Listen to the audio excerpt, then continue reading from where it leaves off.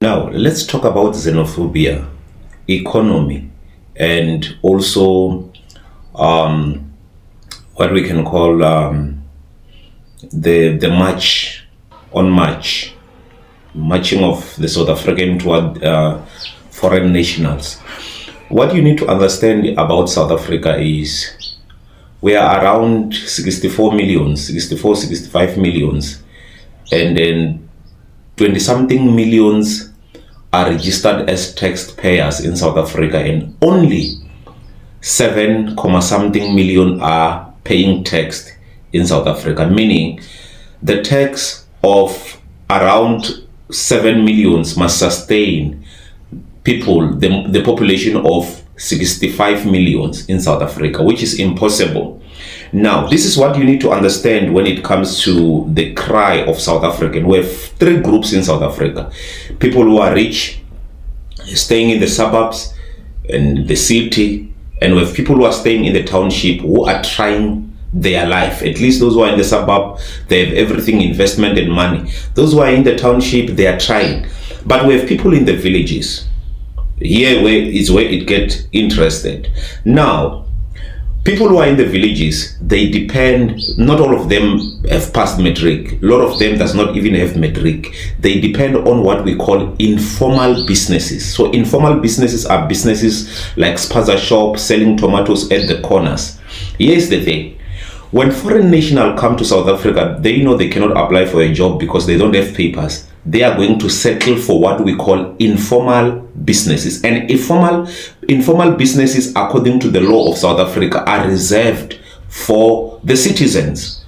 So now, people who are in the villages are feeling the heat, brother. When you are in town, you will think, oh, they're just crying for nothing, because you're speaking from privilege. But people from villages, they are in competition with people who are coming from outside. How many shops of black people that are closed in rural areas because of the foreign nationals? Because the law of businesses in South Africa, it says you need to invest. If you are a foreign national, you need to invest 5 million to start business in South Africa. We're talking about formal business. And informal businesses, no foreign national is allowed to do what? Informal businesses. Now, when you allow, it's like EFF saying economic freedom fighter. You cannot be an economic freedom fighter without understanding that when you allow more foreign nationals who are undocumented to come to your nation, they are going to exhaust the medication of the taxpayers. South Africans are crying because they are paying tax. People are just coming to South Africa to enjoy the benefits without even paying tax.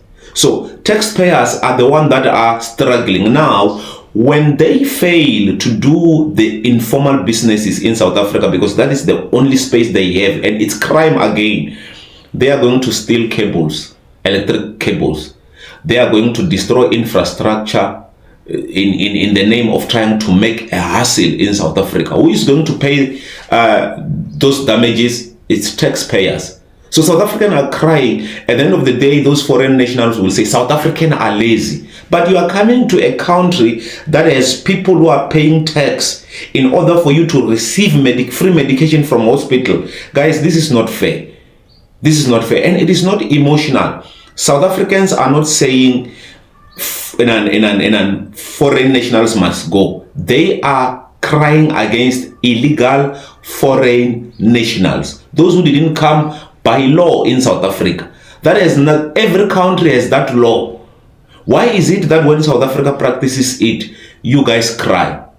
Do you think, according to your thinking, do you think 7 million taxpayers can sustain 64 million people's economy? That is impossible. That is impossible. And they are not even having bank accounts. Meaning, because if you have a bank account, here is the thing: if you have a bank account, at least you can be taxed. Every money that you receive, brother, there is a money that they will take from your account. Bank charges. It is part of a way of taxing people. These people does not even have that. And when South Africans who are in the lowest stage cry, you don't know the competition out there. You don't know the competition out there. You don't know the competition out there. When you speak from the top, you don't understand what is happening on the ground.